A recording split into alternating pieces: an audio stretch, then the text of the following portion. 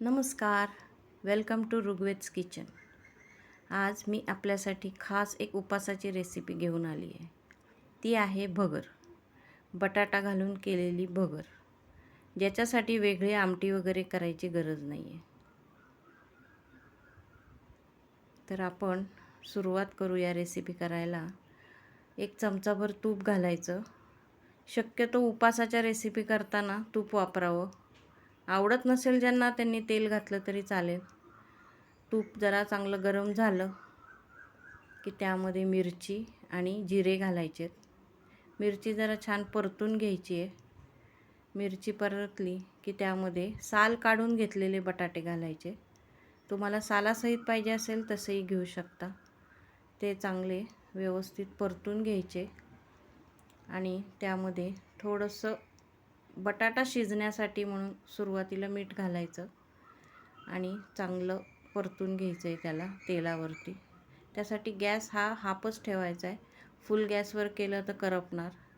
त्यासाठी half gas ठेवून झाकून ठेवायचं. एक 5-7 मिनटं चांगलं त्याला शिजू द्यायचं. आता बघा बटाटा कसा छानपैकी शिजलेला आहे. एखादा दुसरा थोडासा कच्चाही राहिलेला असतो, पण तो आपण जेव्हा त्यामध्ये भगर घालतो तेव्हा तो त्याच्याबरोबर शिजून जातो. आता ही भगर मी स्वच्छ धुवून एक 5 मिनटं भिजत ठेवली होती. आता त्यातलं पाणी काढून बटाट्यामध्ये घालायचं. भगरही चांगली परतून घ्यायची तुपावरती. आता मी तुपाची फोडणी केली आहे म्हणून तुम्ही जर तेलाची केली तर त्यावरती छान असं परतून घ्यायची आणि एक 5 मिनटं किंवा एक 2 मिनटं साधारण चांगली त्याला वाफ आणून घ्यायची. म्हणजे भगर कशी मोकळी होते. बघा आता कशी भगर मोकळी झालेली आहे.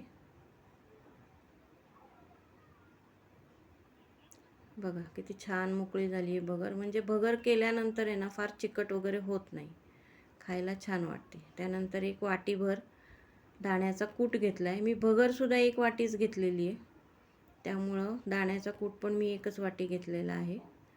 तुमच्या आवडीनुसार तुम्ही कमी जास्त करू शकता. कुणाला खोबरं आवडत असेल तर खोबरं, ओलं खोबरं, नारळ वगैरे घातलं तरीसुद्धा चालतं.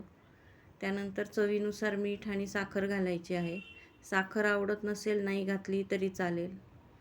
त्यानंतर आता 1 वाटी भगर आहे. तुम्हाला किती मोकळं किंवा अशी पातळशी भगर हवी त्यानुसार तुम्ही पाणी ॲडजस्ट करून घालू शकता.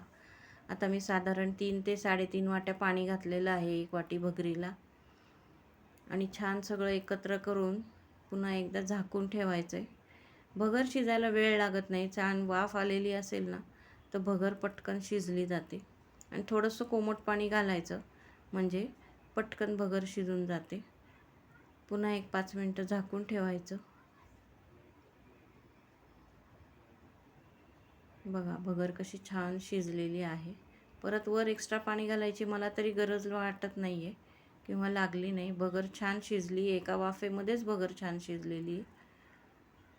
किती छान झाली बघा मोकळी. आणि बटाटा पण छान शिजून जातो त्याच्याबरोबर.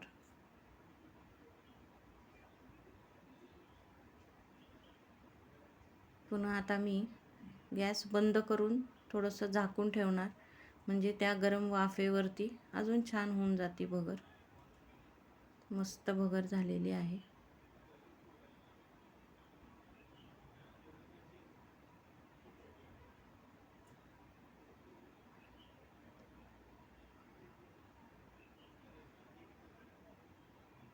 बघा किती छान शिजली आहे.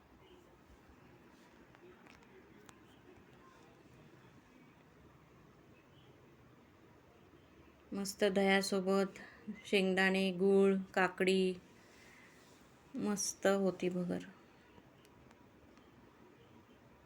उपासाची थाळीच जशी काय. या भगर खायला.